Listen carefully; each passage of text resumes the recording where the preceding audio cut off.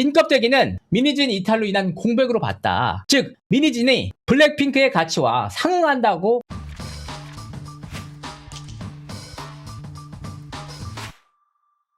시청자 여러분 안녕하세요, 이진호입니다. 오늘 미니진 대표의 풋옵션 소송에 대한 결과가 나왔습니다. 정말 제가 지난해부터 최선을 다해서 취재해왔던 영역 중에 하나였는데요. 재판장은 오늘 이날만 무려 2시간 넘게 판결문을 낭독을 했습니다. 그만큼 여러 고충이 있으셨으리라 생각이 됩니다. 결과는 여러분들이 접한 그대로입니다. 그래서 오늘 왜 이런 판결이 나왔는지, 재판부는 어떤 자료들을 근거로 미니진 대표의 손을 들어줬는지 하나하나 정리해드리도록 하겠습니다. 미니진 대표의 완승이었다. 그렇습니다. 법원은 하이브가 민 전 대표에게 255억 원의 주식 매매 대금을 지급하라 라는 판결을 내렸습니다. 미니진 대표는 진짜 대단한 사람이라는 생각이 듭니다. 여기까지 왔는데 미니진 대표의 이런 대단함을 인정하지 않는다? 이번 본안을 제대로 못 보는 판이죠. 이유야 어찌됐건 미니진 대표 정말 대단한 K-POP 역사에 한 획을 그었다, 이렇게 생각이 들 정도로 정말 대단한 인물이 맞습니다. 그리고 중요한 것은 뭐냐? 법원의 판단은 존중되어야 합니다. 이 판단을 인정하지 않고 또 다른 선동에 나선다면 사회적, 저 역시 재판부의 판단을 전적으로 좀 존중을 합니다. 쉽지 않은 판단하시느라 여러 고충이 있으셨을 거라 생각이 듭니다. 많은 분들께서 재판 결과가 나오니까 저한테 이제 오셔가지고 이진호 어떡하냐. 근데 분명한 것은 저와 하이브는 완전히 서로 다른 인격체입니다. 누가 이기건 저랑 무슨 상관이 있습니까? 다만 저는 없는 내용을 있다고 하지 않았고 있는 내용을 악의적으로 누락시킨 적도 없습니다. 재판 현장에서의 있는 모습을 최대한 생생하게 있는 그대로 전달드리려고 노력했고, 그런 점에 대해서는 조금의 부끄러움도 없습니다. 자, 그래서 이제 좀 다소 무겁지만 관련 내용들 왜 이렇게 판단이 났는지 시청자분들도 직접 보시고 판단을 해야 될 거 아닙니까? 미니진 대표가 완승을 했는데 255억을 곧바로 받을 수 있을까? 이 부분은 법쪽의 관계자들에게 좀 확인을 한번 해봤습니다. 법쪽의 관계자들은 그렇게 되진 않을 것이다 이렇게 보고 있습니다. 통상적으로 지금 현재 미니진 씨와 하이브 간에 여러 소송이 진행 중에 있잖아요. 근데 이 여러 소송이 진행되는 상황 속에서 255억을 미니진 대표에게 쥐어주면 그 총알이 어디로 돌아오겠습니까? 그러니까 하이브 입장에서는 곧바로 돈을 주는 것은 굉장한 리스크에 속하는 행위입니다. 통상적으로 이런 일의 경우에는 패소한 하이브 측에서 총 금액이 미니진 대표 255 플러스 나머지 분들 32억 정도의 수준을 법원에 공탁한다. 그래서 집행정지를 하는 방법을 택한다고 합니다. 그래서 판결 확정 전까지 이 돈을 가져갈 수 없게끔 정리를 한 겁니다. 그러니까 확정 판결 전까지 미니진 전 대표는 255억 원에 달하는 거액을 직접적으로 손에 줄 수는 없는 상황입니다. 하지만 물론 1심을 이겼기 때문에 상당히 유리한 상황에 놓인 것은 맞습니다.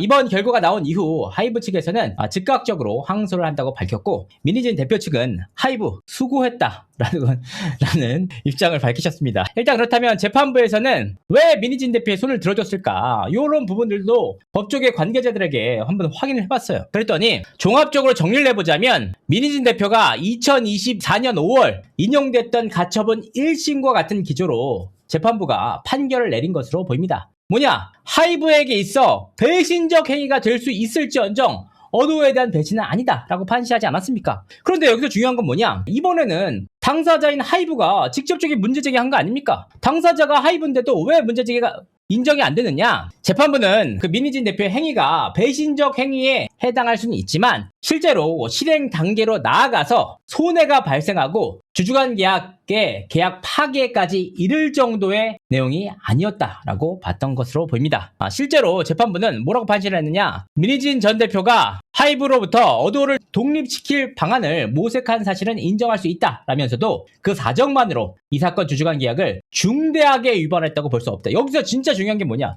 중대하게예요. 재판부가 이번 사태는 어떻게 봤느냐? 일반적인 신뢰관계로 본 게 아니고 더 이상의 가치를 창출할 수 없을 정도로 중대하게 계약 위반이 된 사안에 대해서 판단을 했습니다. 그러니까 일반적인 신뢰관계, 일반적인 위반이 아닌 중대한 위반으로 내용을 봤기 때문에 결과적으로 이 내용 자체가 어떤 뜻이냐? 미니진 대표가 어도어를 독립시킬 방안을 분명하게 모색했던 것은 여러 자료를 통해서, 여러 진술을 통해서 확인할 수 있습니다. 그런데 이 행위 자체가 결과적으로는 80%의 지분을 갖고 있는 하이브의 동의가 전제되지 않으면 실행할 수 없다. 즉 불가능한 조건, 불능 조건이 있었다는 판결인 셈이다. 그러니까 이 내용들이 결국은 하이브의 가장 큰 문제가 이거였습니다. 실행 단계 나가서 쳐맞고 어느 정도 타격을 입은 상태에서 문제 제기를 했으면은 실행 단계까지 이를 수 있다고 보는데, 하이브 측에서는 미리 파악하고 감사를 진행하고 확보를 했는데 실제적으로는 실행이 안 됐다.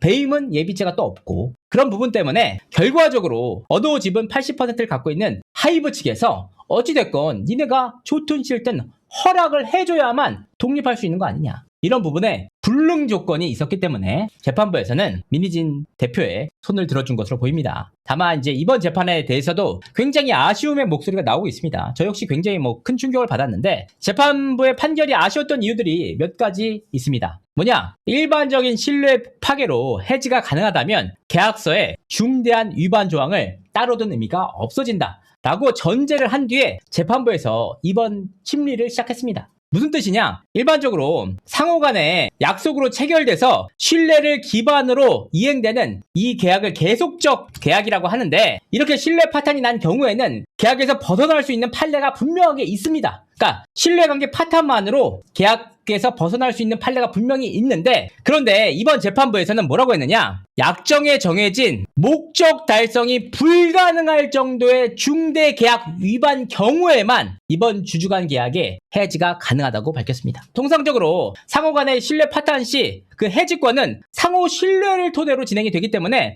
신뢰가 무너지면 함께할 수 없다, 계약관계를 종료할 수 있다라는 취지인데, 이번 재판부는 분명하게도 목적 달성이 불가능할 정도의 중대한 계약 위반의 경우에만 해지가 가능하다. 그러니까 어느 내용이냐? 일반적으로 주주간 계약서 유출 정도로는 계약 해지할 수 없다. 훨씬 더 중대한 사유가 있어야 한다. 이렇게 한정해서 봤습니다. 두 번째, 민희진 대표가 대표 이사로서 업무를 비교적 충실하게 이행했다라고 판시를 했습니다. 그런데 아쉬운 것은 뭐냐? 주주간 계약 목적이 단순히 수익 창출의 목적에만 있는 것이 아니지 않습니까? 일단 대표나 지배주주가 철학과 방향성에 맞춰서 자회사를 성실하게 운영해 나가겠다, 이렇게 봐야 되는데 다소 이런 부분을 좀 협소하게 봤다는 판단입니다. 그러니까 이 내용만으로 충실하게 이행했다는 뜻은 뭐냐? 민희진 대표의 매출, 이 내용들이 성공적이었다는 겁니다. 앨범 발매나 뉴진스의 행보 자체가 굉장히 성공적이었고 실제로 돈도 잘 벌어졌다. 근데 문제가 뭐냐? 이런 식으로 판례가 허용이 된다면 나중에 극단적으로 이제 배임 모의를 하는 경영진이라고 하더라도 돈만 잘 벌면 되는 거 아니냐라는 식의 결론이 나올 수도 있다. 이뿐만 아니라 손해배상 명목에서 정한 페널티 콜옵션, 그러니까 잘못이 있어서 콜옵션 진행하겠다라는 콜옵션의 경우에도 똑같이 목적 달성이 불가능할 정도로 위반한 경우에만 손해배상이 가능하다라고 해서 손해배상 자체를 원천 차단했다. 그러니까 민희진 대표가 향후 이 구문 때문에 상당히 유리해질 전망입니다. 세 번째, 카톡 증거 관련 언급을 하셨는데 재판장은 오늘 정말 수많은 카톡들을 언급하셨어요. 그런데 안타까운 사실이 뭐냐? 그럼에도 민희진 대표가 주주간 계약 파괴 의도가 드러나는 수많은 카카오톡 내용은 따로 언급하지도 않으셨습니다. 그러니까 가장 대표적인 사안이 바로 이 내용인데, 민희진 대표에게 유리한 카톡 내용들을 상당히 많이 인용을 하면서도 사실 우리가 다 알고 있는 이 내용들, 2024년 2월 4일 광탄 복귀 1년 전이 하이브가 가장 약한 시기다, 이 시기에 하이브와 방식을 끝낸다, 이 내용이 있었고, 부모님을 포섭한 이후에 계획 변경 땡긴다, 4월 3일 1차 메일 보내 공격 개시, 어차피 2차까지 갈 거면 늦출 필요 없으니 공격해, 우리는 여론전 준비, 4월 20일 문제는 안물안궁, 대외 이슈 제기가 목표, 가장 좋은 것은 하이브가 대형 악재를 막기 위해서라도 나에게 타협하자고 제안하는 것, 이런 내용들을 따로 언급하지 않으셨습니다.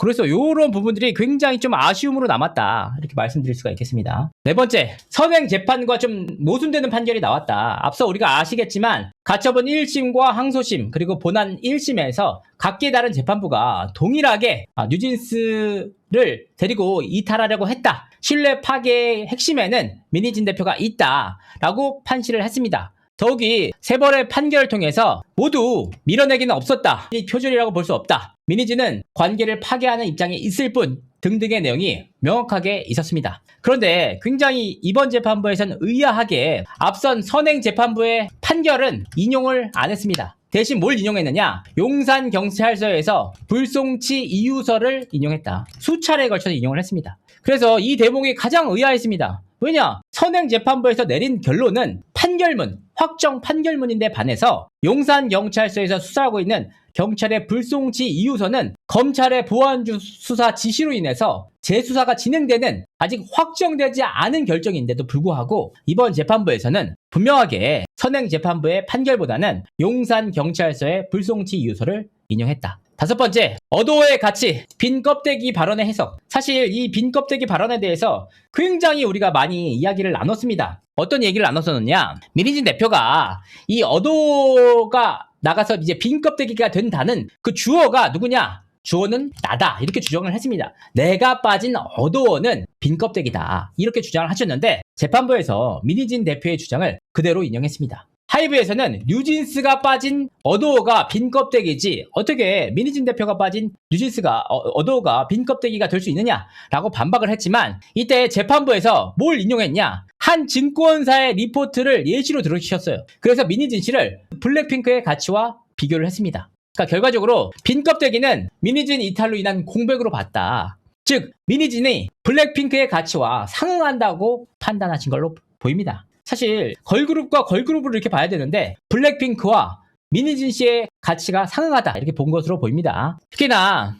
재판부에서는 뉴진스의 전속계약 해지, 멤버 탈퇴 시나리오를 검토는 있었지만 민희진 씨가 부정적으로 평가를 했고 결과적으로는 지분 협상 과정이라고 정리를 했습니다. 특히나 카톡을 통해서 전속계약 해지 비용을 추산하고 데리고 나와라 이런 게 중론이다 의견을 검토한 문구들이 있었지만 외부 투자자, VC, 벤처캐피탈 맥락에서 아티스트가 레버리지로 언급될 것까지 다 확인을 하셨습니다. 그런데 그 내용들 다 확인하시고도 재판부는 뭐라고 판단을 했느냐? 민희진 대표가 결과적으로 이 내용들이 비용이 커서 실행하지 않았다라는 내용으로 정리를 하셨습니다. 특히나 민희진 씨가 회사 자산 뉴진스 탈취를 검토 자체는 했잖아요. 실행에 나가진 않았지만 그런 행위 자체가 계약상의 의무 위반이 될 수 있는지 따로 판시하지 않았습니다. 자, 결과적으로 재판부가 판단할 때는 탈취 모의만으로는 신뢰관계 파탄으로 볼 수가 없다. 분명한 것은 재판부는 민희진 씨가 어도어를 독립시킬 방안을 모색한 것이 사실이다라고 인정을 했습니다. 그러니까 이 경영권 탈취 모의를 한 것만으로는 신뢰관계의 핵심이 되는 주주간 계약이 목적 달성이 심대하게 어려울 정도로 확실하게 중대한 계약 위반 사안이 아니다라고 본 것입니다. 이런 식의 인정이 인정된다면 나중에 일반적인 회사에서 자회사를 둔 회사 입장에서 자회사의 대표가 경영권 탈취 모의 그리고 벤처캐피탈 투자자 비롯한 여러 투자자들을 만난다고 하더라도 실질적인 행위에 나아가지 않았으면 이 모의만으로는 신뢰관계 파탄이 어렵다. 향후 이 대표들과의 계약에 주주간 계약에서 상당히 이 내용들이 많이 반영될 것으로 보입니다. 자회사에서 성공한 아티스트를 데리고 나가려고 모색을 하는 것만으로는 실질적으로 계약 파탄, 계약 해지에 이르기 어렵다. 즉 실행할 때까지 기다려야 한다라고 저는 생각을 합니다. 자, 일곱 번째, 유사성 관련. 요번에 막 표절이 인정됐다라고 얘기를 하시는데 그런 내용은 아니었습니다. 뭐냐? 재판부에서는 뉴진스와 유사하다고 기재된 증권과 리포트를 인용을 했습니다. 재판부는 유사성에 대해서 전문적 식견이 있는지 의문이나 이 보고서의 주된 취지는 레이블 체제로 인한 성과 우수성을 강조하기 위해서 이런 표현을 사용한 것 같다라고 언급을 하셨습니다. 후술하겠지만 이 구체적인 내용들이 있어요. 그런데 이 증권과 리포트에서는 유사성을 판단할 수 있는 전문가 입장이라고 좀 보기 어렵고 개인적인 의견이거든요. 그러니까 이런 부분들을 그냥 인용을 했을 뿐 실질적으로 표절이다 라고 얘기를 하지 않았습니다. 제일 중요한 건 뭐냐? 앞선 재판부에서는 표절이 아니다라고 판시를 했습니다. 그러니까 이번 재판부에서는 표절이라는 얘기를 하지 않았어요. 유사성이다.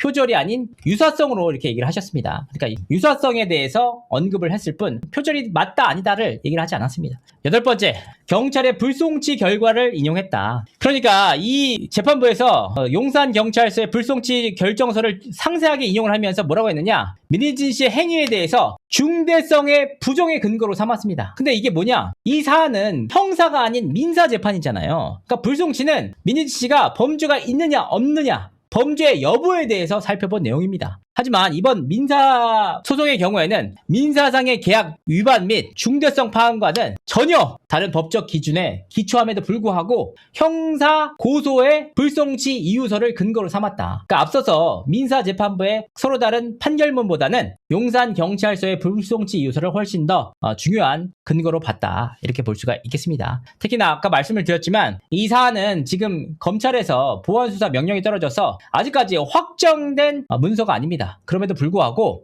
경찰의 결과는 인용을 하면서도 앞서 이 부분에 대해서 명확한 판단을 내렸던 선행재판부의 판결문은 따로 인용하지 않았다. 한 번도 인용하지 않은 것으로 저는 기억하고 있습니다. 자, 그러니까 이제 판결문 내용으로 살펴보도록 하겠습니다. 세부 항목 보시면은 시청자분들이 훨씬 더 이해가 편하실 겁니다. 근데 이 내용은 제가 아직까지 판결문 자체를 직접적으로 입수하지 못했기 때문에 재판장이 재판정에서 낭독한 내용을 필사한 내용들을 정리해서 말씀드리도록 하겠습니다. 일단 피부의 주장은 무엇이냐? 법정 해지 사유가 어도 독립방안의 모색과 실행을 했고 뉴진스 빼가기 모색과 이를 실행하고 하이브의 정당한 영업 요청을 거부하고 소속 아티스트를 근거 없이 무차별하게 제기를 하여서 하이브와 미니진의 상호 협력 관계가 중단되는 중대한 신뢰관계가 파괴됐다. 계약을 해지해달라라고 얘기를 했습니다. 그래서 재판부가 어떤 내용들을 기초로 판단을 했느냐? 이 사건 주주간 계약의 내용과 비추어서 약정 해지 사유인 이 사건의 계약 목적을 달성할 수 없을 정도로 중대하게 위반한 경우로 규정되어 있다. 법정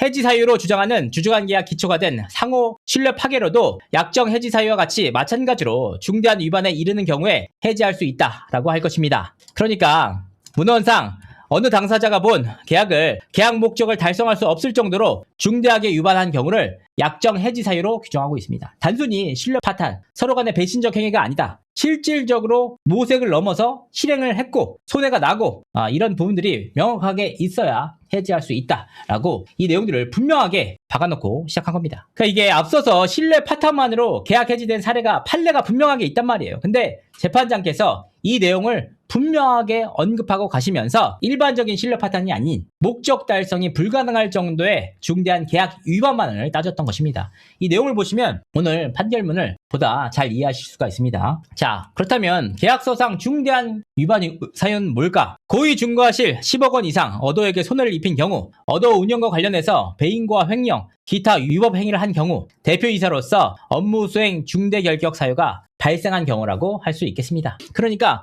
여기 중대 위반 사유가 아닌 사유는 사실 그것만으로는 해지할 수 없어. 그것만으로는 목적 달성이 불가능할 정도로 중대한 계약 위반 사정이 아니다라고 사실은 명백하게 하고 가신 겁니다. 그래서 카카오톡 증거 채택 여부에 대해서는 재판장이 어떻게 판단을 하셨냐? 카카오톡 메시지 증거 능력은 그 미니진 씨 측에서는 카톡 메시지 증거 능력을 인정해서는 안 된다고 주장을 했습니다. 하지만 민사소송법에서는 자유심증주의를 채택하고 있다. 특히나 이 카톡은 하이브가 자회사에 대한 업무 감사권에 대해 근거를 해서 감사 절차로 담당자가 자발적으로 반납을 하고 그 내용을 획득하고 대화 일방 당사자의 동의를 받아서 키워드를 검색하는 방법으로 정보를 취득한 것으로 보인다. 그래서 대부분의 관련 정보들이 업무 관련 정보이므로 카톡 증거 능력이 인정된다. 여기서 제일 중요한 말이 있습니다. 뭐냐? 대부분이 업무 관련 정보라고 보인다. 5만 4천 건에 달하는 카톡들이 다 있잖아요. 그런 내용들 가운데 하이브가 제출한 내용들은 대부분 업무 관련 정보임을 사실 재판장께서도 인정한 것으로 보입니다. 그래서 재판장이 뭐라고 했느냐? 미니진 씨의 행위 자체를 인정했습니다. 뭐냐? 카톡 등 자료에 의하면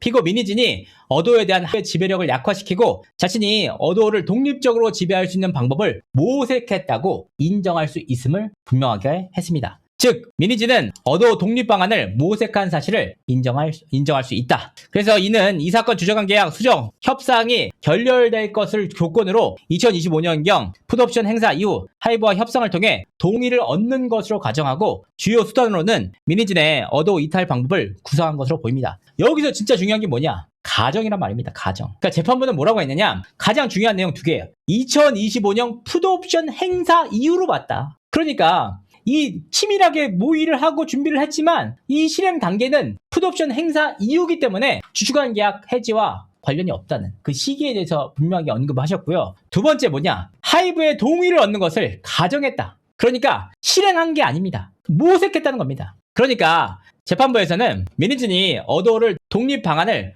모색한 사정만으로 이 사건의 주주간 계약을 중대하게 위반했다고 볼 수 없다. 그러니까 일반적으로 위반했다가 아니고 중대하게 위반했다고 볼 수 없다는 겁니다. 그 앞서 말씀드렸지만 이 모든 것을 다 하이브가 막 쳐맞아가지고 이렇게 거의 뭐 실신을 하더라도 결과적으로는 그래 네 사과라는 하이브의 동의가 있어야만 민희진 대표의 행위가 실행 가능하다. 그렇기 때문에 불능 조건으로 인해서 민희진 씨의 중대한 계약 위반으로 볼 수 없다는 겁니다. 그래서 민희진 씨는 어떻게 독립 방안을 모색을 했느냐? 분명하게 또 재판장이 얘기를 하셨어요. 민희진은 어도의 부사장과 독립 방안을 모색한 것으로 보입니다. 그래서 민희진 씨는 하이브와 이 사건 주주간 계약 수정 협상이 결렬되면 여기 되게 중요한 말이 있어요. 하이브와 이 사건 주주간 계약 수정 협상이 결렬됐어요, 안 됐어요? 알 수 없죠. 확실하게 결렬되지 않은 상황이었잖아요. 그러니까 결렬되지 않았기 때문에 그리고 2025년 풋옵션을 행사하고 어도를 나간다. 즉 풋옵션을 행사한다는 얘기가 자체가 이 주주관계가 결국 끝난다 라는 얘기가 됐기 때문에 결국 어도어를 나가면 빈 껍데기가 된다는 가정하에 하이브와 협상을 통해서 어도어의 지분을 매수하는 방안을 모색한 것으로 보입니다. 맞아.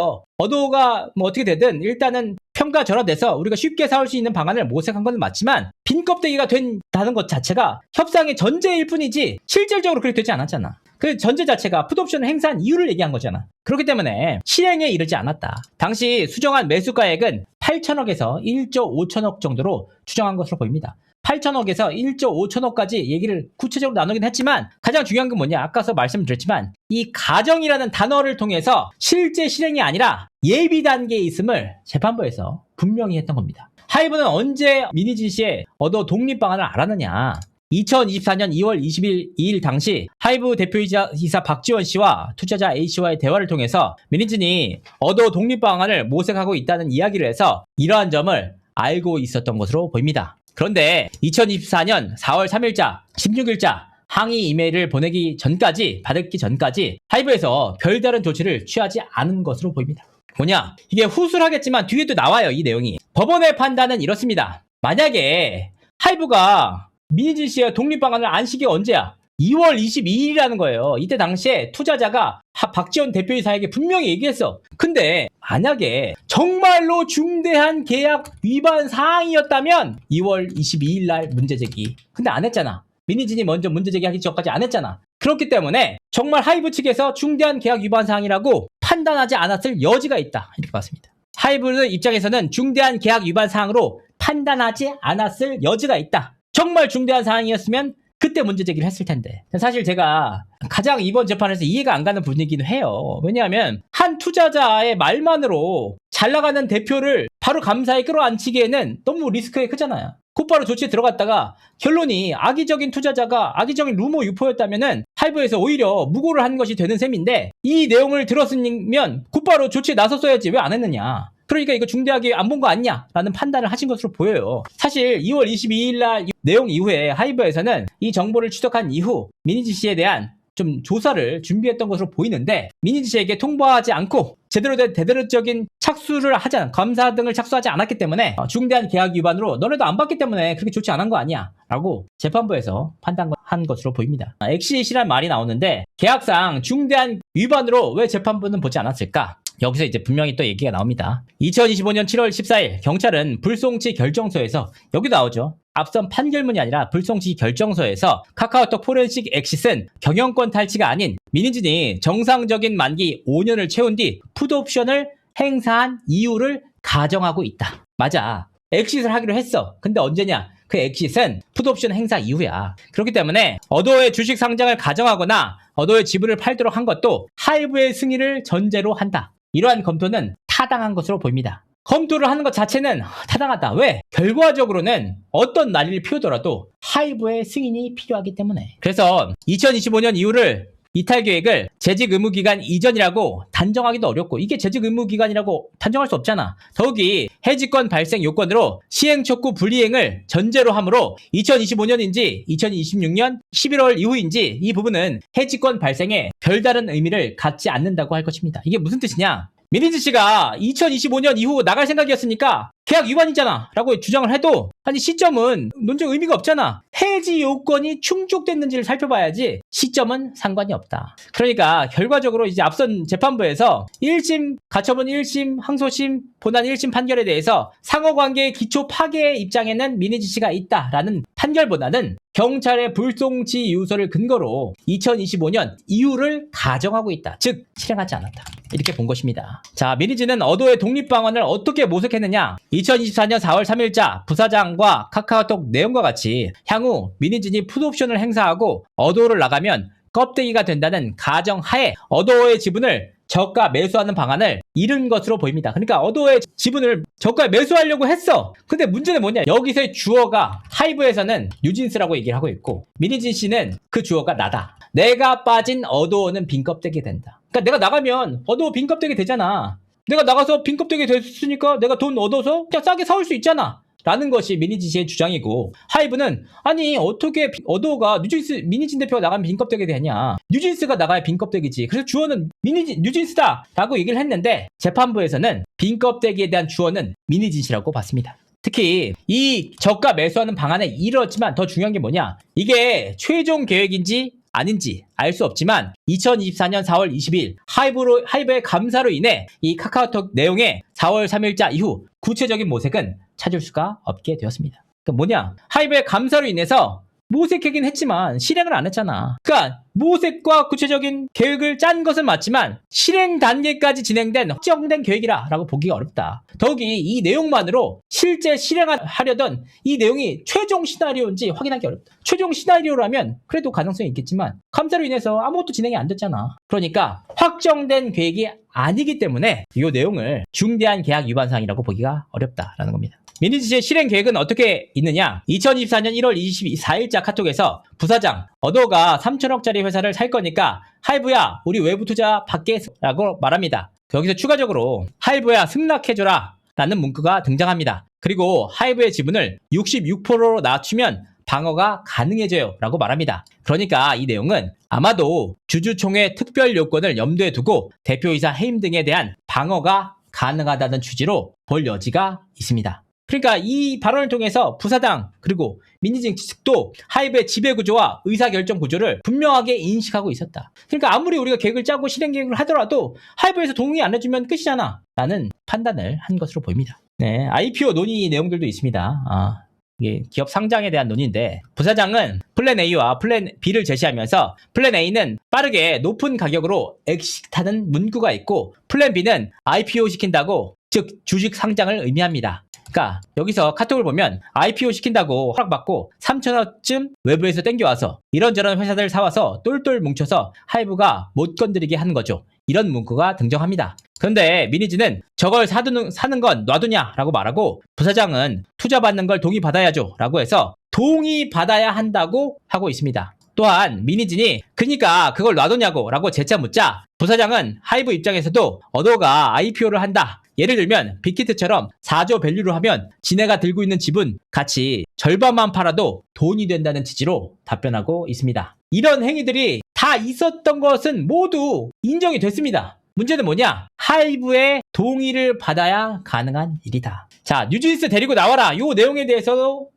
판단을 했습니다. 2024년 3월 4일자 카톡. 부사장이 오늘 모임 어떠셨습니까? 라고 묻자 민희진이 좋아. 나중에 한번 봐도 될 듯. 진전 생기면 데리고 나와라. 라가 중론인데 계약 내용 좀 자세히 보자. 데리고 나와라가 문맥상 뉴진스를 데리고 나가라는 것으로 보입니다. 외부 투자자로 추정되는 사람들로부터 뉴진스를 데리고 나오라는 이야기를 들은 것으로 보입니다. 여기서 중요한 게 뭐냐? 맞아. 하지만 이 모든 것이 하이브의 동의를 전제로 했으면 확인된다. 동시에 외부 투자자 쪽에서 뉴진스 분리 기대 발언은 했던 정황이 보입니다. 다만 이것은 실행 결정이나 확정된 계획이라고 단정하기 어렵다고 판단하는 것으로 보인다. 다 있죠. 예비하고 준비하고 계획을 짜고 모의한 것은 전부 다 사실이지만 실행하지 않았다. 확정된 계획이 아니다. 그렇게 보기는 어렵다라는 겁니다. 뉴진스 계약금 7,200억 원에 대한 재판부의 판단도 나왔습니다. 전속계약 종료일까지 잔여기간이 나오고 1인당 해지금액 추정하는 부분이 나온다. 주주간 계약 변경 해지는 어도 이사의 승인을 받아서 진행하도록 되어 있음이라는 문구가 등장한다.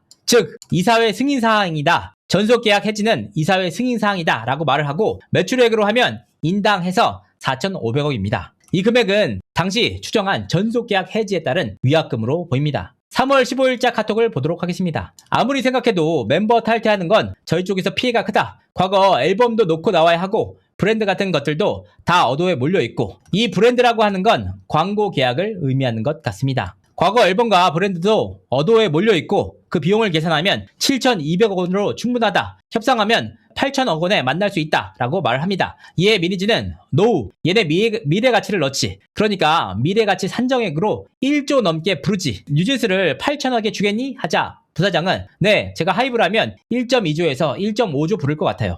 그리고 두나무 카드가 하나 있죠 라고 말을 합니다. 이에 미니지는 협상할 수 없는 이상한 조건이라고 말하고 부사장은 너네 어도 안 팔면 너희 주식 팔 거다. 협박 7천억 들고 있어요 라고 합니다. 이에 미니지는 이게 협박거리가 되니? 라고 말하고 부사장은 협상 카드가 될 것 같은데요? 라고 말하고 또한 부사장은 너네 주식 다 팔 거다 라고 말하고 있습니다. 협박이라는 문구가 유일하게 등장하는 그 말 자체가 두나무가 가지고 있는 하이브 주식을 팔겠다라는 그 문제에 대해서 미니지는 협박거리가 안 된다는 취지의 회의적인 반응을 보인 것으로 보입니다. 두나무에게 접촉하려고 했고 두나무에 대한 계획도 짰고 두나무 관계자도 실제로 만나긴 했지만 실제로 그게 협상이 되겠니? 라고 미니진 씨께서 회의적인 반응을 보였기 때문에 결과적으로 멤버 탈퇴, 개별적인 탈퇴, 뉴진스를 데리고 나가는 것은 손실이 커서 비현실적이라는 것을 드러내는 거라는 겁니다. 또한 두나무 카드가 계속해서 언급은 되지만 미니진 씨는 이 두나무 카드가 협박용으로 보지 않았다. 그러니까 실행 결의, 구체적인 거래 합의의 내용으로 볼 수 없다는 겁니다. 자, 어도어는 빈 껍데기가 된다. 3월 29일자 카톡을 근거로 말씀을 하셨습니다.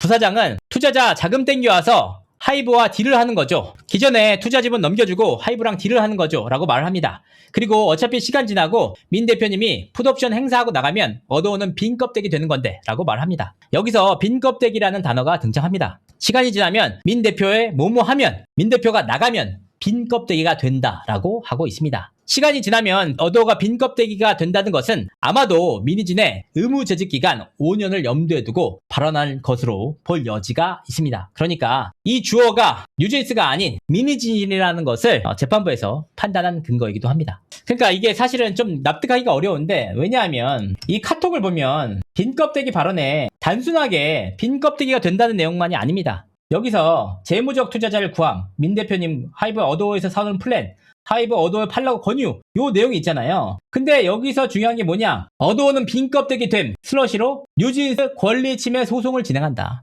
그러니까 뉴진스 권리 침해 소송을 같이 진행한다는 거잖아요. 그러면 결국은 이게 뉴진스가 권리 침해 소송을 진행하면 어도어는 유일하게 있는 자산인 걸그룹이 활동이 정지가 된다는 의미인데 그러니까 빈 껍데기가 된다는 의미로 볼 수 있잖아요. 그런데 재판부에서는 빈 껍데기란 단어 자체가 그 주어는 미니진이다. 이렇게 판단을 했습니다. 명확하게 판단을 하셨어요. 4월 4일자 카톡이 있습니다. 이런 방법도 있어요.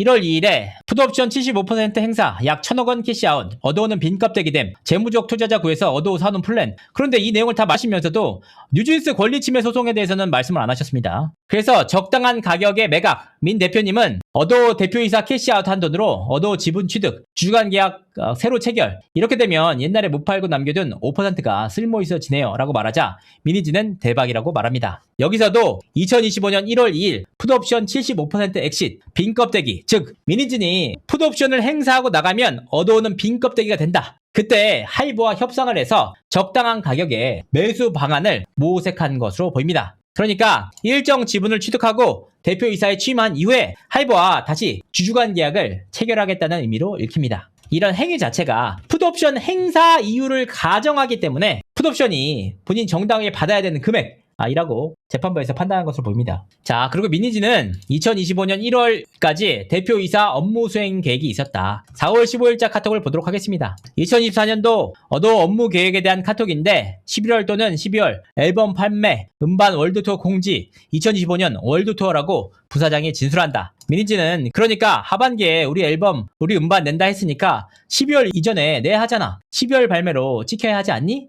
아니 1월 발매, 12월 홍보도 되나? 이 내용을 얘기를 했습니다. 그래서 재판부는 이 내용은 2024년 12월, 2025년 1월까지 대표이사로서 업무를 수행하는 것을 말하고 있는 것으로 보입니다. 이 내용이 대표이사가 풋옵션이 2025년 1월 이후에 행사가 가능한데 그 전까지는 계획을 다 짰잖아. 그러니까 민희진 대표가 이탈할 계획, 실질적인 내용이 없었다는 겁니다. 대표이사가 중간에 빠지면 잡기 어려운 계획이다. 부사장이 외부 투자자를 접촉한 건에 대해서도 재판부는 판단을 했습니다. 4월 17일자 카톡. 부사장이 점심때 미국에 있는 대형 투자기관 모모라는 사람을 만나고 왔습니다. 어도에 대해 이야기를 나눴는데 현재 기준 1.4조 원이면 당장 투자하고 싶다. 이렇게 투자하고 싶은 사람들이 많이 있을 것. 뉴진스의 성장, 향후 보이밴드 나오면 가치가 두세 배 상승하는 건 어렵지 않음. 문제는 투자 방법이 없다는 거죠. 투자를 계속하면서 하이브가 돈이 필요하게 하는 게 중요한 것 같습니다. 투자금 상환 압박하거나 투자하고 싶은 새로운 매물이 나타나면 매각을 생각해 볼 수 있을 것이라는 문구도 있습니다. 그러니까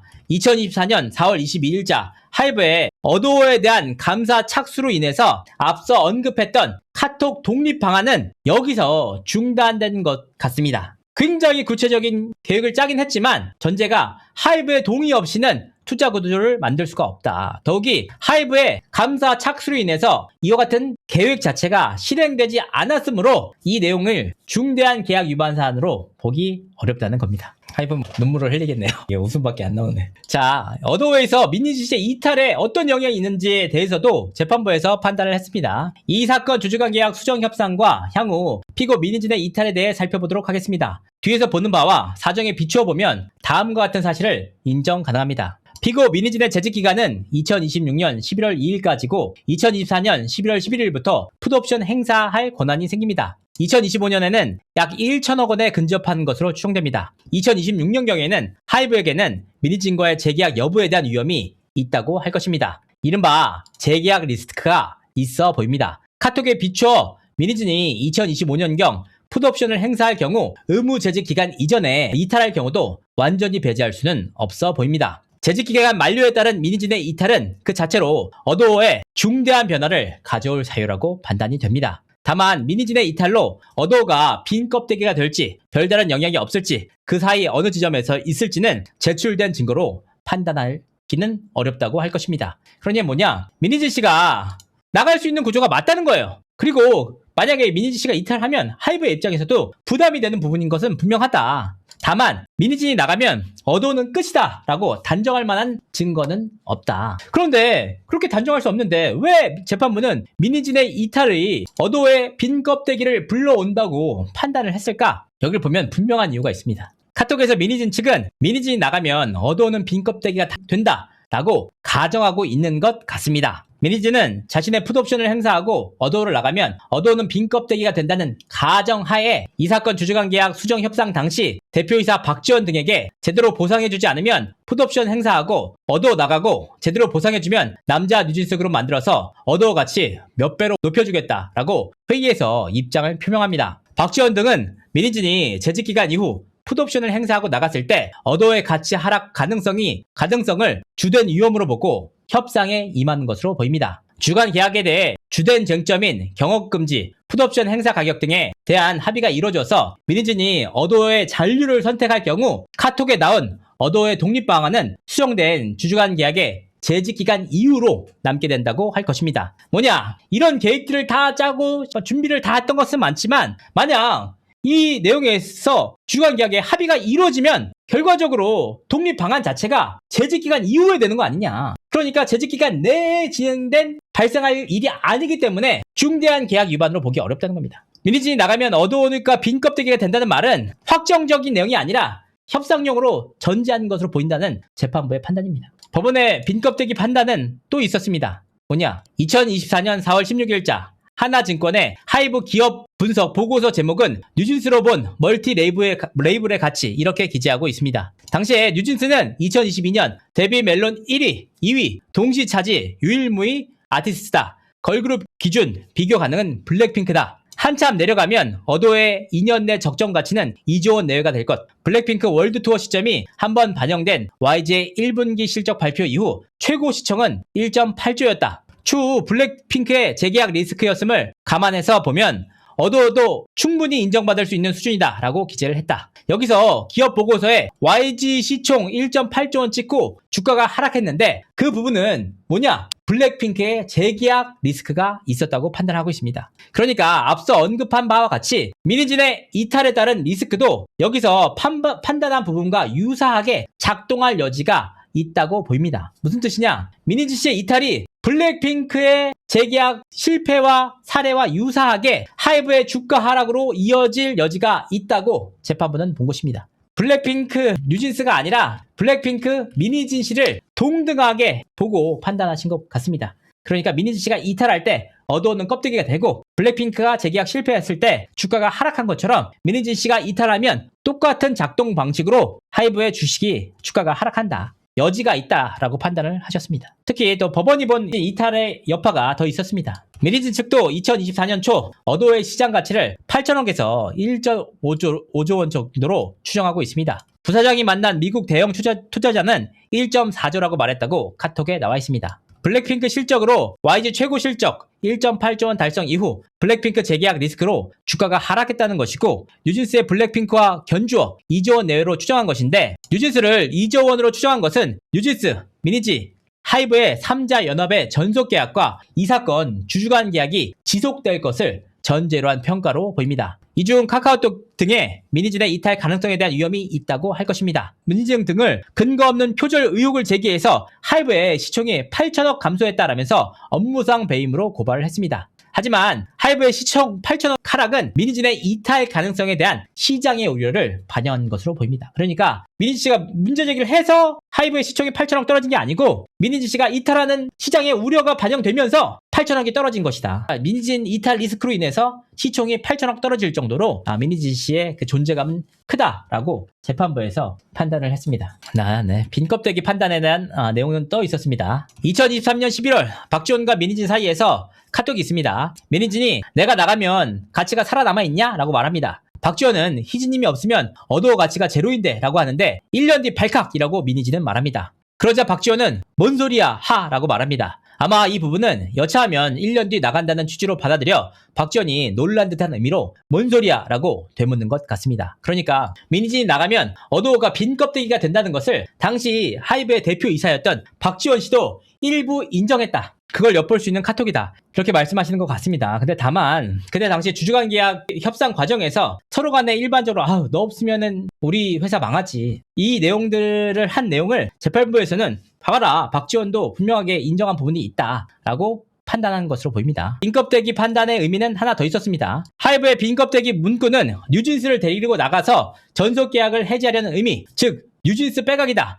전속계약 해제라고 주장하고 있습니다. 하이브 CEO로는 뉴진스가 빠져나가면 빈 껍데기가 된다라는 취지로 본인은 이해하고 있다라고 법정에서 증언했습니다. 중복되는 면이 있는데요. 어쨌든 아래에서 사실을 종합하면 민희진의 어도어 빈 껍데기 발언은 민희진이 풋옵션을 행사하고 나가면 어도어가 빈 껍데기가 된다. 즉 민희진이 이탈했을 때 빈 껍데기가 된다는 의미로 보입니다. 이 정도면 답이 정해진 게 아닌가 싶어요. 어도어 독립 방안에 대한 재판부의 판단도 있었습니다. 어도어 독립 방안은 주주간 계약 협상 결렬을 전제로 풋옵션 행사하고 나가면 어도어가 빈 껍데기가 되는 거 아니냐. 민희진 씨가 나가면 빈 껍데기가 되고 투자자를 동원해서 하이브와 협상할 경우 어도어 지분을 매수하는 방안을 논의한 것 뿐입니다. 매수 대금은 8천억에서 1조 정도로 가정을 했습니다. 따라서 뉴진스를 데리고 지배 범위를 이탈하였다고 하는 이른바 뉴진스 빼가기 계획을 실행하였다는 하이브의 주장은 이유 없다고 할 것입니다. 그러니까 여기 중요한 게 뭐냐. 뉴진스 빼가기가 이유 없다는 것이 아니고 뉴진스 빼가기를 계획하고 실행하였다. 왜 실행하지 않았다는 거예요? 그러니까 여기 보면 이 전제 자체가 민희진 씨가 어도어를 빠져나가면 어도어가 껍데기가 되기 때문에 가치가 하락돼. 그럼 내가 돈을 얻고 투자자들을 얻어서 같이 어도어를 사겠다는 거잖아. 그 전제 자체가 민희진 대표가 나간 이유를 얘기하는데 어떻게 뉴진스 빼가기를 실행했다고 볼 수가 있느냐. 그러니까 실행했다고 볼 수가 없다는 겁니다. 그러니까 계약이 깨졌을 때를 대비한 지분 매수 시나리오였다고 재판부는 봤던 것입니다. 부모 동원 건에 대해서도 언급을 하셨습니다. 3월 31일자 거기 뭐라고 나오느냐. 전속계약 해지가 다시 등장했는데 이때 부모 명의로 항의서 제출과 관련해서 상대방을 어도어로 할지 하이브로 할지 논의하는 과정에서 민희진이 이거 앞으로 엄마들이 쓴 걸 우리가 전달하는 게 맞지 않냐 하자 부사장이 전속계약 해지를 주장할 때 어도어 귀책 사유 걸려있을 것 같아서 투 어도어가 돼야 할 것 같다 라고 하자 민희진이 그런가? 라고 대화한다. 여기서 전속계약 해지가 등장하는데 부사장이 전속계약 혹시라도 해지한다 라고 가정한 문구를 사용했다는 겁니다. 그러니까 단정적으로 전속계약 해지다 라고 언급한 것이 아니고 혹시라도 가정을 사용했다. 그러니까 항의 이메일에서 대상을 하이브로 할지 어도어로 할지에 대한 문제를 논의하는 과정에서 나온 것으로 보이고 이 카톡만으로 앞서 본 부정적 평가에 비추어서 전속계약 해지를 논의했다고 보기는 어렵습니다. 그러니까 다른 얘기를 하는 과정에서 전속계약 혹시라도 해지한다. 혹시라도가 들어갔기 때문에 가정을 했고 실행적으로 논의했다고는 어렵다는 겁니다. 박지원도 이 방안에 대해서 논의를 했다. 이런 내용들도 나옵니다. 뭐냐? 여기 좀 어려운데 잘 봐주길 바랍니다. 박지원이 투자자 A씨와 대화. 투자자 A씨가 미니진이 P, 즉 외부 투자자를 이용해서 자기가 최대 주주가 되고 IPO 가는 그림 그리고 있다던데 프리 IPO 딜 만들어내려고 한다. 라고 하자 박지원이 그거라고 하죠. 문맥상 PE가 하이브 주식 사고 하이브가 보유하면 어도가 PE 사는 방법, 이건 IPO 상장했을 때 PE가 사는 방법에 대해서 말한 것에 비춰보아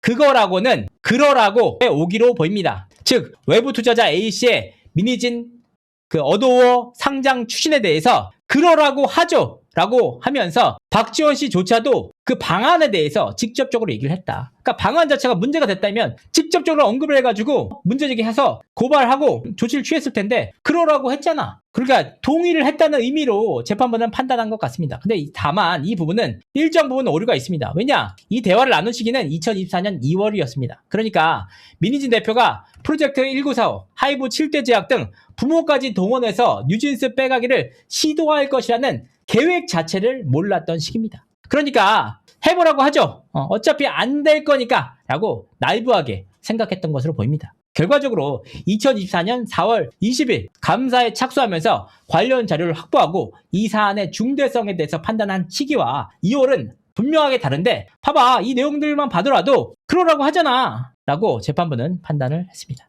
2월달 첩보를 입수했음에도 불구하고 하이브에서 조치조차 없었다는 겁니다. 박지원은 미니진의 어도 상장 모색에 대해서 그러라 라고 반응한 것으로 보이고 이 날짜가 2월 22일이었습니다. 박지원은 이런 사실을 알고도 4월 3일자 항의 이메일, 4월 16일자 항의 이메일을 받을 때까지 별다른 조치를 취하지 않은 것으로 보입니다. 만약 미니진이 외부 사모펀드 등을 동원해서 상장 시도하는 방안을 모색하는 것이 이 사건 주주간 계약을 중대하게 위반한 경우라고 판단을 했다면 모종의 조치가 있었을 것이라고 추정됩니다. 재판부는 정보를 더 수집하기 위한 것인지 아니면 다른 어떤 게 있는지 고려했는지는 불분명하나 어도 독립방안 모색 중 중대한 의무 위반은 아니라고 평가했을 여지도 있다고 할 것입니다. 아까도 말씀드렸지만 2024년 2월 22일 날 첩보를 통해 알았잖아. 그러면 이 사건이 중대한 계약 위반이라고 판단을 했으면 즉각적으로 조치에 나서야 되는데 안 했잖아. 그 뜻이 뭐야? 그럼 너네들도 중대한 계약 위반이라고 판단을 안 했다는 뜻이잖아. 그렇게 볼 여지가 있잖아.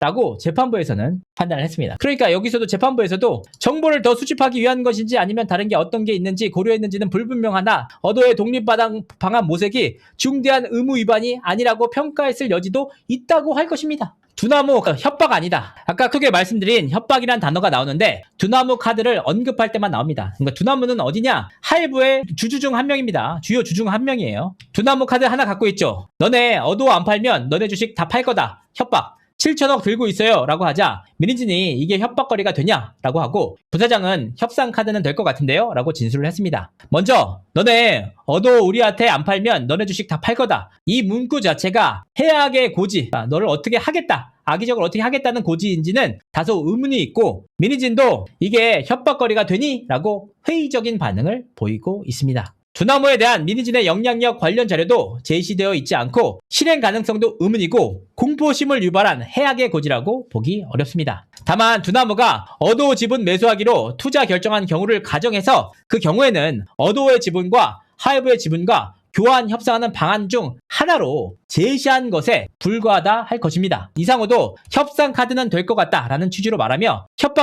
협박에 협상카드는 될 것 같다 라고 바로 이어서 말하고 있다. 그러니까 여기서 실행 협박이냐 정말 엄격하게 협박이라고 볼 수 있다고 가정하더라도 미니진 씨가 회의적인 반응을 보였다. 더불어 두나무에 미니진이 그런 영향력을 끼칠 만한 영향력을 갖췄다고 보기 어렵다. 어도 우리한테 안 팔면 두나무에서 니네 우리가 갖고 있는 하이브 주식 다 판다? 라는 내용이 공포심을 유발할 만한 해악의 고지로 보기 어렵다는 겁니다. 투자자 저촉권에 대해서도 판단을 하셨습니다. 투자자인 노틱 대표 A씨는 경찰 진술서에서 이런 내용들 사실 확인서를 작성해서 냈습니다. 이 A씨는 앞서 말씀드렸던 박지원 씨와 이야기를 나눴던 투자자. 3천억 원을 편등해서 하이브 갖고 있는 어도어 지분을 노틱으로 사오는 방법, 이 문구와 일치합니다. 여기서 3천억이 나오는데요. 진술서에도 납니다. 이는 1월 24일자 미니진 카톡에서 언급된 IPO 방안과 동일한 것으로 보이는데 하이브 허락받고 3천억 땡겨와서 어도어 IPO는 하이브의 동의를 받아야 한다라고 기재되어 있습니다. 부사장은 미니진 카톡에서도 3천억을 땡겨와서 IPO 시킨다라고 진술하고 있습니다. 이에 비추어 보아 부사장은 어도어 독립 방안의 일환으로 노틱 대표를 만나서 어도어의 상장 방안이나 아이디어나 투자자 정보를 획득한 것으로 볼 여지가 있습니다. 투자자 만난 거 맞아. 그런데 있잖아. 정보를 획득한 것 뿐이지 실행이 아닌 아이디어 탐색 단계라는 거잖아. 여기 실행했다는 내용이 어디 있습니까? 탐색 단계에 불과하다. 그러니까 결국은 재판부에서 판단하기로는 하이브의 동의 없이는 아무것도 못한다 라는 겁니다. 하이브 CEO로 정진수 CEO의 증언대로 뉴진스의 성공으로 이 사건 주주가 계약을 통해서 파격적 보상 20% 멀티플 13배 정황에 비춰 보아서 2023년도 초 이런 정황에 비춰서 뉴진스의 성공이 지속되면 미니진의 추가적인 보상 멀티플 30배를 요구하는 상황에서 계약 협상이 진행되고 있는 상황으로 방금 전에 말씀드린 계약이 확정된 게 아니라는 카톡 문구도 있다. 그러니까 미니진의 요구사항을 들어줘야 하는 상황인데 지분을 이전하는 방식과 유사한 지분 매매나 노틱 대표가 제안한 주식 상장을 통해서 지분 참여 기회를 제공하는 방법이 미니진의 이탈을 막을 방안으로 거론될 수밖에 없는 상황으로 보인다. 경업금지 재직기간 사유로 보여 미니진의 이탈이 어도어의 가치에 미치는 영향이 작다는 판단을 하게 되면 추가 보상을 들어주지 않을 수도 있고 재직기간까지만 같이 간다는 판단을 할 수도 있고 시장의 우려는 남아있을 것이다. 주주간 계약 협상이 결렬되고 어도어를 이탈하는 가정이 있고 결과적으로는 대전제는 하이브의 동의를 얻어야 된다. 그러니까 이 주주간 계약이 협상 과정에서 카드로 쓰였던 것 뿐이지 실질적으로 진행된 게 아니잖아. 그러니까 하이브에서도 결국 계속해서 진행되면 미니지를 나갈 걸 막기 위해서 결국 너네들도 제한할 수 있는 상황이잖아.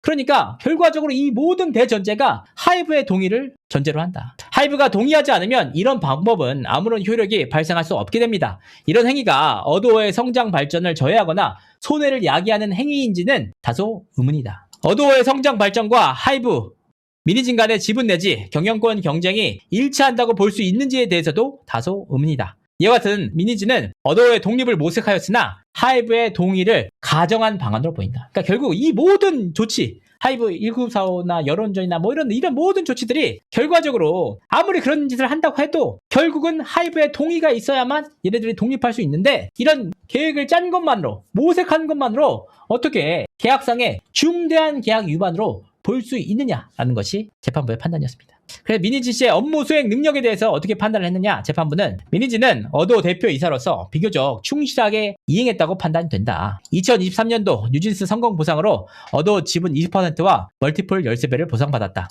정진수 CEO에 따르면 창업자의 준하는 2023년도 매출액과 영업이익이 유사하게 나타나는데 매출액을 보면 2023년 1,100억, 2024년도 1,111억, 영업이익은 308억, 어도어 3기년치는 600억대. 창업자의 준하는 보상이라는 하이브 CEO의 녹취록이 있다. 하나증권 기업 분석은 아까 언급한 대로 뉴진스는 걸그룹 기준 비교 가능한 그룹은 블랙핑크밖에 없다. 2조 원 내외가 적정 가치다. 뉴진스도 이에 견주어 2조 원에 추정한다는 취지다. YG의 주가가 하락했는데 블랙핑크 재계약을 언급했다. 이러한 표현은 미니진의 이탈 가능성에 대한 시장의 우려, 이 부분에 대한 추정의 근거가 될 수 있다. 그러니까 블랙핑크가 재계약이 안 됐을 때 YG의 주가가 하락한 것처럼 미니진 씨의 재계약이 되지 않았을 때 똑같은 논리로 하이브의 주가가 하락할 수 있다. 이런 근거가 된다는 말씀입니다. 4월 15일자 미니진과 부사장의 카톡. 11월 12월 음반 판매하고 월드투어하고 미는 발매일을 12월로 해야 하나 11월 1월 말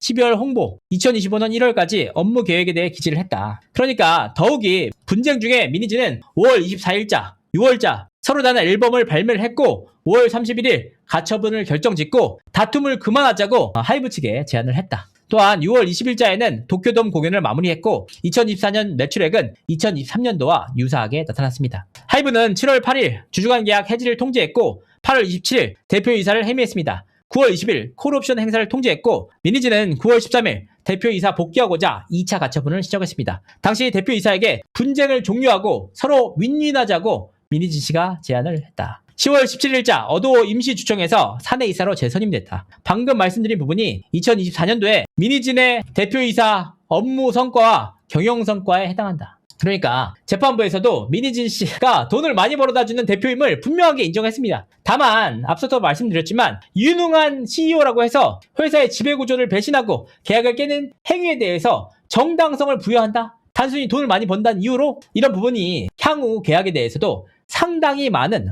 논란거리를 불러일으킬 것이라고 판단됩니다. 여론전에 대해서도 판단을 했습니다. 아일릿의 뉴진스 카피 문제 제기가 중대한 계약 위반 사유로 보지 않는다. 왜냐? 2024년 4월 22일자 기사에서 뉴진스 백기기가 갈등의 원인이라고 이른바 카피에 관한 어도의 공식 입장이 보도됐다. 스포츠 경향을 통해서 보도가 됐다는 겁니다. 이 내용을 보면 아일릿이 뉴진스를 카피했다는 취지로 개별 항목이 구체적이라기보다는 아일릿의 전체적인 인상이 뉴진스와 유사하다는 취지여서 단순한 의견이나 가치 판단에 대해서 표시한 것뿐이고 이 내용 자체를 사실적시라고 보기가 어렵습니다. 그러니까 카피했다는 내용은 표절이라는 의미가 아니라 전체적인 인상이 유사하다는 취지의 개인적인 의견일 뿐이다. 그러니까 이 내용을 가지고 가치 판단, 사실 판단을 하지 않았기 때문에 사실적시라고 보기 어렵다. 즉 사실적시조차 아닌 개인 의견 표명이기 때문에 허위사실 판단 여부도 안 된다.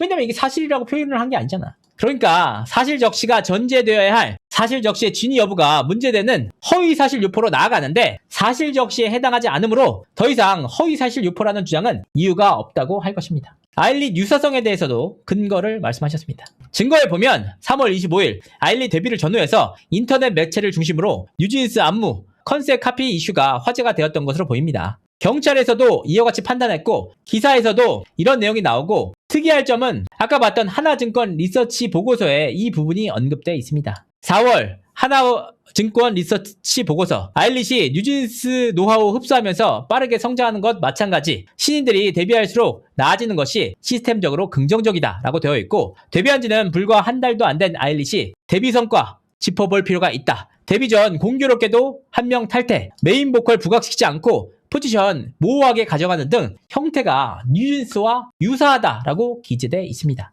그러니까 이 내용 유사하다고 돼 표절은 아니지만 메인 보컬을 부각시키지 않고 포지션 모호하게 가져갔고 한 달도 안 된 한 멤버 한 명이 탈퇴했다 이런 부분들 리서치 센터에서 기업 분석을 전문으로 하는 분이다. 심지어 이분은 아이돌 전문가가 아니야. 그냥 리서치 센터에서 기업 분석을 전문으로 하는 분이었다. 그런데 이런 분이 그 아티스트 유사성에 대해서 전문적 식견이 있는지는 의문이다. 다만 이 보고서의 주된 취지는 레이블 체제로 인한 성과의 우수성을 강조하기 위해서 이런 표현을 사용한 것 같습니다. 이와 같이 카피 이슈가 화제가 되는 것으로 보이고요. 하이브 직원은 빌리프랩의 요청을 받고 뉴진스 기획안을 전달한 것으로 보입니다. 그래서 뉴진스 기획안이 아일릿에 반영되었을 가능성을 배제할 수 없습니다. 이게 표절이다. 앞선 선행재판부에서는 다 표절에 대해서 사실이 아니라고 했는데 이 재판에서도 표절에 대해서 다루지 않았어요. 그러니까 유사하다는 리포트가 있다. 그래서 유사하다는 부분에 대해서 민지치 씨도 그냥 의견을 제시했을 뿐이다 라고 얘기를 한 겁니다. 부모님 탄원서에 대한 문제제기. 뉴진스 부모님들도 해명과 적절한 행동을 촉구한 것으로 보이고 뉴진스 부모님들은 탄원서에서 이 문제제기를 했는데 설령 미니진이 뉴진스의 부모님을 설득해서 이 탄원서를 제출했다고 하더라도 탄원서가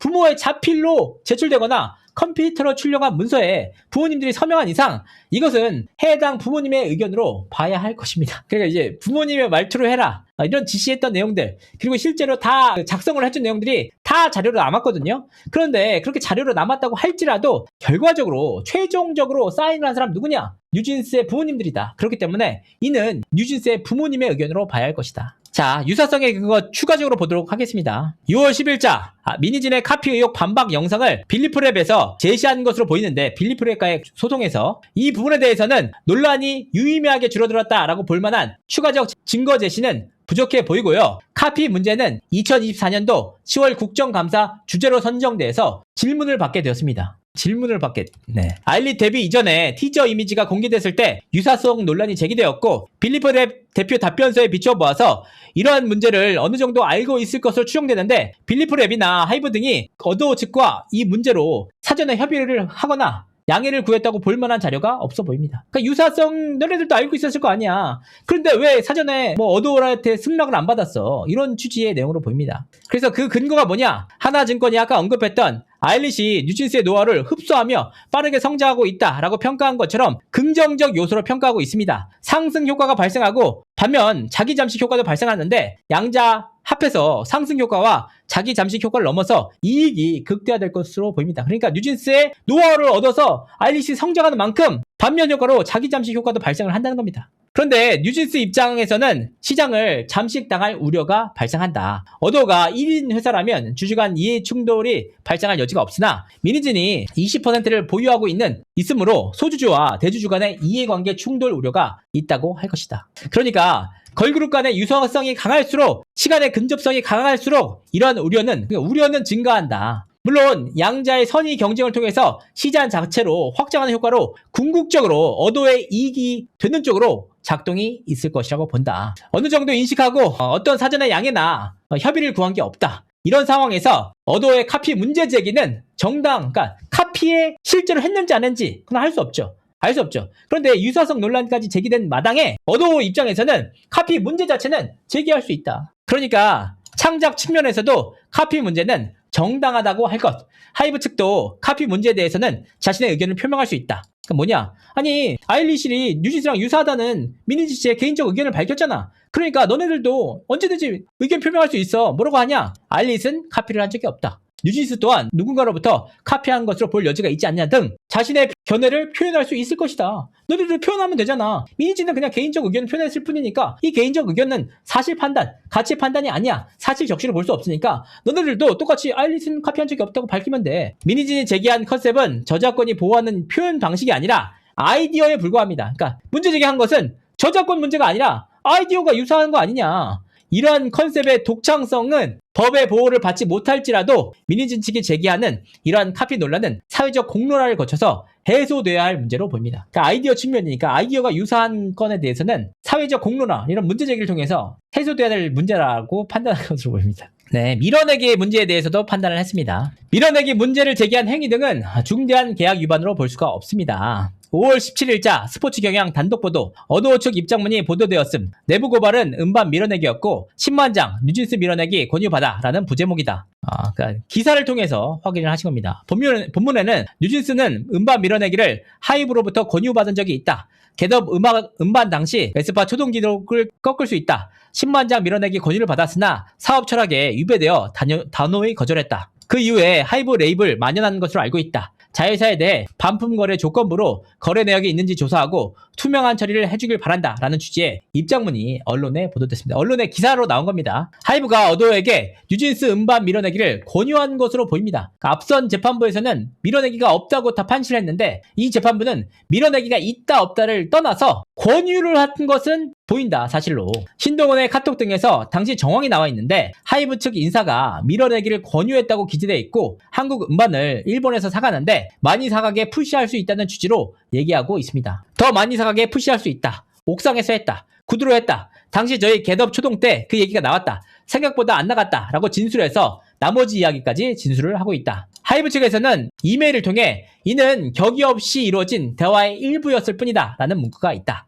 이러한 취지의 발언은 인정하는 취지로 보이고 신동원 카톡에서 앨범을 특정하고 옥상에서 했고 그 생각보다 찍어둔 물량이 안 나가는 상황이었다 라고 구체적인 상황까지 언급한 것으로 보여 이런 대화가 있었던 것으로 판단할 수 있습니다. 8월 4일자 하이브 재팬 슬랙 대화에서 물량 밀어내기는 이런 방법으로 하는 경우 불가능하다고 해서 밀어내기라는 단어가 나옵니다. 그러니까 이런 내용들을 비춰보아 의심할 만한 단서가 있다고 판단됩니다. 그러니까 사실이 아니고 의심할 만한 단서가 있다고 보신 거예요. 재판부에서는. 결국 밀어내기 문제 제기로 인해서 하이브는 자체 감사를 통해서 적발된 반품이 가능하지 않도록 강화를 하고 관련 규정을 제정해서 음반 유통 질서 확립에 기여한 것으로 보입니다. 이는 어도어에 이익이 되는 측면으로 대표이사 충실 의무에 부합한다고 할 것입니다. 적시된 공공의 이익에 부합하고 일부 사익적 동기가 민희진에게 있다고 하더라도 앞서 비춰본 사정에 비춰보면 이 사건 계약의 중대한 위반이라고 보기 어렵습니다. 여기 보면 2차까지 갈 거면 늦출 필요 없이 공격해. 우리는 여론전 준비. 4월 20일 문제기에서는 안물안궁. 대외 이슈 제기하는 거 목표. 이런 부분들이 다 있거든요. 이게 제일 중요한 문제기에서는 안물안궁이라고까지 했는데도 이 내용을 재판부는 뭐라고 했냐. 공공의 이익이라고 이익에 부합한다 라고 판단. 밀어내기는 없었다. 유사성 논란은 여론전 공격의 일환으로 했다고 앞선 재판부에서 판단을 했는데 이번 재판부에서는 뭐라고 했냐. 의심할 만한 단서가 있다. 그리고 이 의심할 만한 단서를 통해서 문제 제기를 했고 하이브 측에서 이 문제 제기를 검토를 해서 뭔가 개선하는 방향으로 갔기 때문에 공익적 측면이 있다는 겁니다. 여론전 갈등의 표면화도 있습니다. 자, 그래서 어떻게 판단을 했느냐. 여론전과 갈등 표면화 등이 이 사건 주주간 계약 위반의 중대한 위반 사항이라고 보기 어렵습니다. 4월 3일자 카피 문제를 제기를 했는데 이메일로 밀어내기와 카피 문제에 대해서 하이브에 발송을 했습니다. 민희진행은 하이브에게 공식적으로 문제 제기를 한 시점으로 보인다. 다만 이 건의 이메일은 내부적으로 문제 제기를 한 것이고 언론에는 그 무려 보도되지는 않았다. 4월 20일 하이브가 어도어 감사를 착수했고 대표이사 사임을 요구하고 해임 절차를 착수했습니다. 4월 22일 1시 33분 하이브 뉴진스 소속 어도어 경영진의 정격 감사권 발동이라는 보도가 나왔습니다. 본문에는 어도어 경영진이 어도어 경영권 탈취 시도 문구가 기재되어 있습니다. 4월 20일 오후 6시에는 마케팅 사이트 단독 기사에서 민희진, 뉴진스 베끼기가 갈등의 원인이다. 어도어 경영권 탈취는 전혀 사실이 아니다. 라고 어도어의 입장문이 보도되었고 양측의 공방이 됐습니다. 4월 22일자 하이브의 단독과 민희진의 단독이 이어졌는데 이 내용은 민희진이 여론전을 한 게 아니라 반론권에 근거하는 것으로 보입니다. 4월 3일자 이 하이브 민희진 이메일은 내부에 머물러 있는 상태 세계일보 단독이 갈등에 전면적으로 표면화된 사건이다. 그로 인해서 하이브 주가가 8천억 원이 감소했고 배임 혐의로 고발한 적이 있는데 그 시점 자체가 민희진의 언론 플레이가 아닌 4월 22일 세계일보 단독 보도로부터 주가가 하락한 것으로 보임. 3월부터 그 직전까지 주가가 상승해서 하락한 것으로 보임. 같은 날짜 8시 41분 기자회견은 반론권에 근거한 것으로 보임. 그러니까 민희진 씨가 기자회견을 했잖아요. 그것은 반론권에 기초해서 한 것이다. 입장문이 서로 보도됐는데 모두의 각자의 반론권에 근거한 것으로 볼 수 있고요. 보도된 기사에 대한 허위사실 유포 문제는 여전히 남는다. 그 내용에 대한 허위사실 유포는 있지만 이 사건 주주간 계약 문제와는 다르다는 겁니다. 그러니까 갈등의 표면화는 2024년 4월 경영권 탈취 세계일보 단독으로부터 시작된 것으로 보입니다. 주주간 계약서 유출에 대해서도 살펴보셨습니다. 주주간 계약서 유출 이 내용도 사실입니다. 하지만 영업 비밀에 대한 것인지에 대해서는 의문이다. 주주간 계약 유출로 인해서 하이브의 지분이 침해되거나 위험이 있다고 볼 수는 없다. 그리고 그 주주간 계약의 계약서가 언론사에 유출된 건은 4월 24일자 입장문은 22일자 양측의 언론 보도 이후 상호 간의 입장문 보도에 따른 반론권에 기대했다. 먼저 하이브에서 문제 제기를 했으니까 반론 차원에서 공개가 된 것이지 이 비밀 의무 규정은 부수적 채무라고 할. 그러니까 이 내용만으로 중대한 계약 위반을 했다고 보기. 결국 상법, 부정경제방지법상 영업비밀에 해당하는 내용들이 공개되지 않았고 결국 반론 차원에서 해당 사실이 아니라는 반론 차원에서 공개를 한 것이다. 그렇기 때문에 이 내용을 중대한 계약 위반이라고 보지 않았다. 이 주주간 계약 유출로 인해서 하이브의 지분이 침해되거나 위험이 있다고 볼 수 없다. 설령 유출이 있다고 할지라도 하이브의 지분 가치가 떨어졌는지 실제로 경영 가치가 입증받았는지 입증되기가 어렵다는 취지입니다. 결과적 위험이 없었다는 판단입니다. 자회사 손해에 대한 판단에 대해서도 살펴보도록 하겠습니다. 민희진의 중과실로 어도어 또는 그 계열사에 손해가 발생했거나 그런 행위 위반을 중대하게 했다고 보기 어렵다. 약정 해지 사유는 어도어의 독립을 모색하고 시행하고 이를 하이브를 압박하는 수단으로 허위 사실을 유포했다는 것으로 보이고 이 주장은 다 배척됐음. 앞선 재판부에서는 다 이제 인용을 하셨는데 이번 재판부에서는 다 배척을 하셨습니다. 나머지는 부수적 요인이거나 경미한 것에 포함되어 있고 반론에 대한 반론, 상호 간의 반론권에 근거한 것으로 보여 독자 해지 사유로 볼 수 없다고 판단한다. 이러한 사유들이 중대한 계약 의무 위반에 해당할 수 없다고 판단하고 있습니다. 그래서 재판부는 선고합니다. 뭐라고 하냐? 주주간 계약 해지 소송 결론은 하이브의 청구를 기각한다. 소송 비용은 하이브가 부담한다. 하이브는 피고 민희진에게 255억 상당을 지급하라. 사실 이해가 가지 않는 내용들도 있고 재판부의 판단에 동의가 가는 부분도 있었습니다. 근데 중요한 것은 뭐냐? 결국은 재판부는 이런 내용을 근거로 판단을 내셨고 그 재판의 결과에 대해서 받아들여야 한다는 겁니다. 슬프지만 3심까지 가는 것은 너무 당연한 일이고요. 양측 누구도 어느 누가 이기고 지더라도 이번 재판에서는 분명하게 3심까지 갈 수밖에 없는 재판이었다.